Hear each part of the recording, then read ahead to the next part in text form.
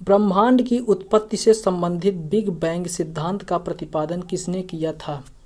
इसका right answer है दोस्तों एब जॉर्ज लेमेंटेर। बढ़ते हैं अगले क्वेश्चन की तरफ। एडविन हब्बल के किस सिद्धांत ने यह प्रमाणित किया कि ब्रह्मांड का निरंतर विस्तार हो रहा है? तो इसका राइट आंसर है दोस्तों डॉपलर सिद्धांत, ऑप्शन नंबर बी। क्षुद्र ग्रह किन दो ग्रहों के बीच पाए जाते हैं? इसका ऑप्शन नंबर डी है दोस्तों, मंगल और बृहस्पति के बीच। कौन सा एकमात्र क्षुद्र ऐसा है जिसे नंगी आंखों से देखा जा सकता है? तो ये है फोरवेस्टा। राइट आंसर है दोस्तों इसका फोरवेस्टा। मंदाकिनी क्या है? मंदाकिनी यह तारों का एक समूह है दोस्तों, ऑप्शन नंबर ए। सौर मंडल में कौन कौन शामिल है?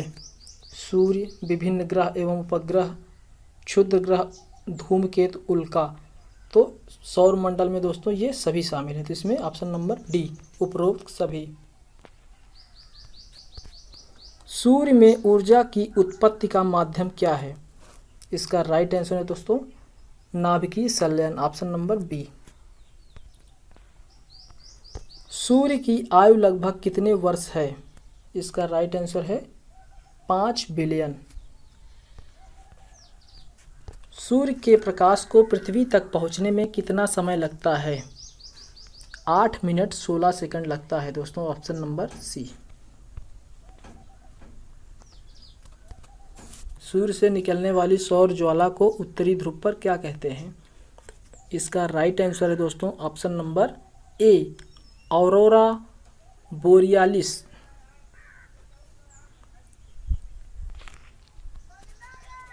हैली नामक धूमकेतु या पुच्छल तारे का परिभ्रमण काल कितने वर्ष का है दोस्तों? इसमें हैली नामक धूमकेतु का या पुच्छल तारे का परिभ्रमण काल 76 वर्ष है दोस्तों। पृथ्वी अपने अक्ष पर कितने डिग्री झुकी हुई है? तो 23.5 अंश जो है पृथ्वी अपने अक्ष पर झुकी हुई है दोस्तों। पृथ्वी पर दो अक्षांशों के बीच की दूरी कितनी है? तो पृथ्वी पर दो अक्षांशों के बीच की दूरी 111 किलोमीटर है। कितने डिग्री देशांतर को अंतर्राष्ट्रीय तिथि रेखा कहते हैं? 180 डिग्री देशांतर रेखा को अंतर्राष्ट्रीय तिथि रेखा कहते हैं। आंतरिक ग्रह जिन्हें पार्थिव ग्रह कहते हैं इनमें शामिल नहीं है। तो इसका राइट आंसर है दोस्तों ऑप्शन नंबर डी शनि। पृथ्वी का औसत घनत्व कितना है? इसमें इसका राइट आंसर है दोस्तों ऑप्शन नंबर सी 5.5। निम्नलिखित ज्वालामुखियों में से कौन एक सक्रिय ज्वालामुखी है? इसका राइट आंसर है दोस्तों ऑप्शन नंबर डी एटना, ये इटली में है। निम्नलिखित ज्वालामुखियों में से कौन भूमध्य सागर में लिपारी द्वीप पर स्थित है? इसका ऑप्शन नंबर बी है दोस्तों स्ट्रोम्बोली।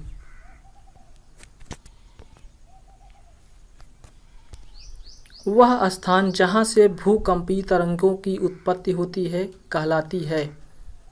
वो कहलाती है दोस्तों भूकंप मूल। भूकंपीय तरंगों को मापने के लिए किस स्केल का प्रयोग किया जाता है? तो हमें पता है दोस्तों रिएक्टर स्केल का प्रयोग किया जाता है। किस महाद्वीप में एक भी ज्वालामुखी नहीं है? तो इसका राइट आंसर है दोस्तों ऑप्शन नंबर डी ऑस्ट्रेलिया महाद्वीप में एक भी ज्वालामुखी नहीं है। विश्व में सर्वाधिक भूकंप किस पेटी में आते हैं? तो इसका राइट आंसर है दोस्तों प्रशांत पेटी। Right answer option number C. Netherlands में समुद्र तल से नीचे स्थित निम्न भूमि क्षेत्र को किस नाम से जाना जाता है? तो इसका ऑप्शन नंबर है दोस्तों सी, पोल्टर।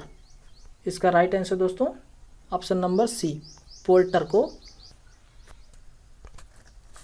भूमध्य रेखा से 5 अंश उत्तर एवं 5 अंश दक्षिण में स्थित दाब पेटी क्षेत्र को क्या कहते हैं? तो इसका राइट आंसर है दोस्तों आप डोल ड्रम क्षेत्र। उपोष्ण उच्च दाब पेटी को अन्य किस प्रचलित नाम से जाना जाता है? तो इसका राइट आंसर है दोस्तों अश्व अक्षांश क्षेत्र।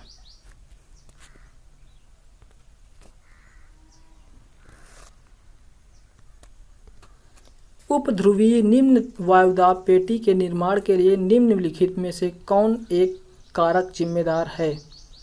तो इसमें से इसका राइट आंसर है दोस्तों ऑप्शन नंबर ए, घूर्णन गति।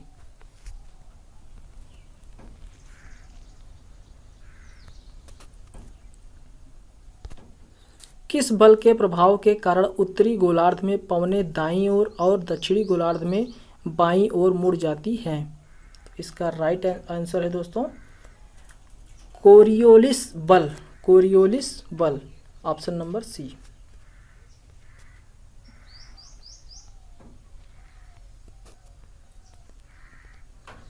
कोरियोलिस बल द्वारा पवनों की दिशा में होने वाले परिवर्तन को किस नियम के रूप में जाना जाता है? तो इसे फेरेल का नियम कहते हैं दोस्तों।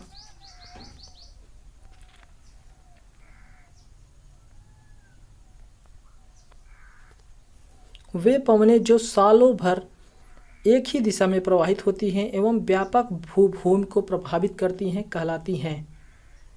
इसका राइट आंसर दोस्तों ग्रही पवनें, ऑप्शन नंबर ए।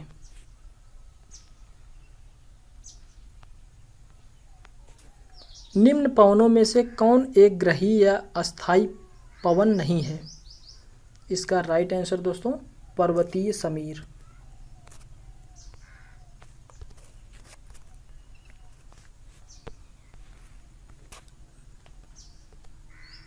किन अक्षांशों के मध्य अश्व अक्षांश का विस्तार मिलता है? इसका राइट आंसर है दोस्तों ऑप्शन नंबर डी, 20 डिग्री से 350 डिग्री।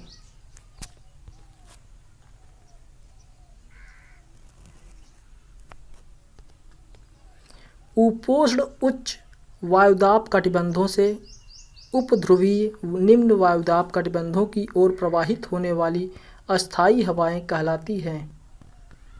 इसका राइट आंसर है दोस्तों ऑप्शन नंबर बी, पछुआ पवन।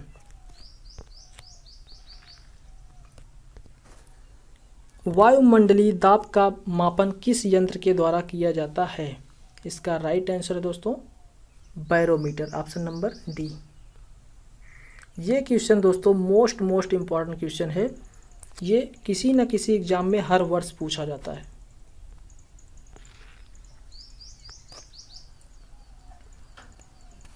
क्षोभ मंडल की ऊपरी परत में तीव्र गति से प्रवाहित होने वाली पवन कहलाती है?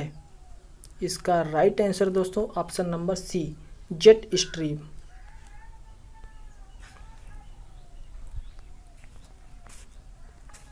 किन कारणों से भूमध्य रेखीय क्षेत्रों में चक्रवातों की उत्पत्ति नहीं होती?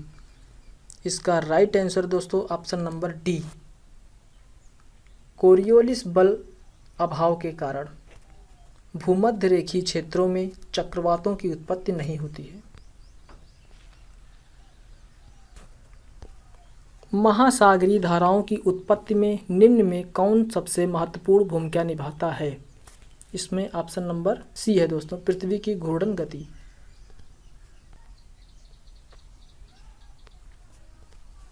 किस महासागरीय जलधारा को यूरोप का कंबल की संज्ञा दी जाती है? इसका ऑप्शन नंबर कौन सा सही है दोस्तों? Option number D, gulf stream जलधारा।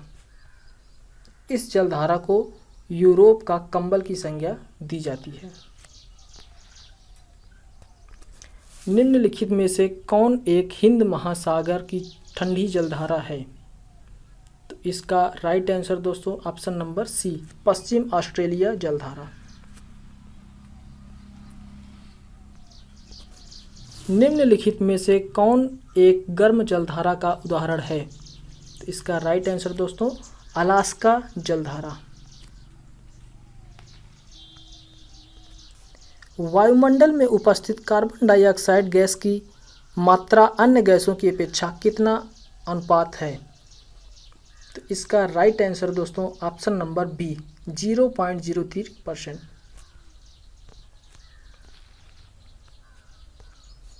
कनाडा का कौन सा नहर गेहूं की मंडी के लिए विश्व प्रसिद्ध है? इसका राइट आंसर दोस्तों ऑप्शन नंबर सी विनिपेग। इसका राइट आंसर दोस्तों option number C Winnipeg. Europe में स्थित काकेशस राज्यों की श्रेणी में किसे शामिल नहीं किया जाता है? तो इसका राइट आंसर दोस्तों ऑप्शन नंबर सी लाटविया।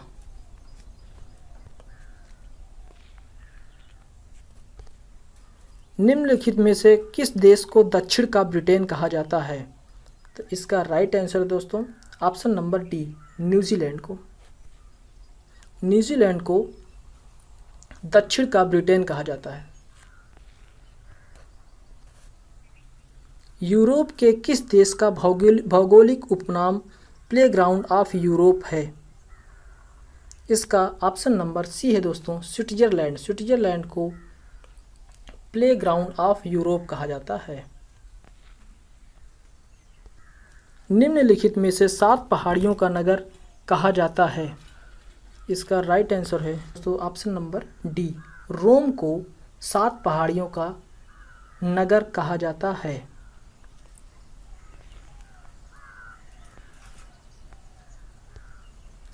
अमेरिकी नगर डेट्रॉयट किस उद्योग के लिए प्रसिद्ध है?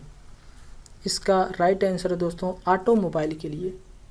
अमेरिकी नगर डेट्रॉयट ऑटोमोबाइल उद्योग के लिए प्रसिद्ध है। किस जल संधि को आंसुओं का प्रवेश द्वार कहा जाता है? इसका राइट आंसर दोस्तों ऑप्शन नंबर सी बाल एल मंडेब जल संधि को आंसुओं का प्रवेश द्वार कहा जाता है। विश्व की सर्वाधिक व्यस्त नहर की उपमा किसे दी गई है? इसका राइट आंसर दोस्तों ऑप्शन नंबर डी कील नहर को। कील नहर को विश्व की सर्वाधिक व्यस्त नहर की उपमा दी गई है।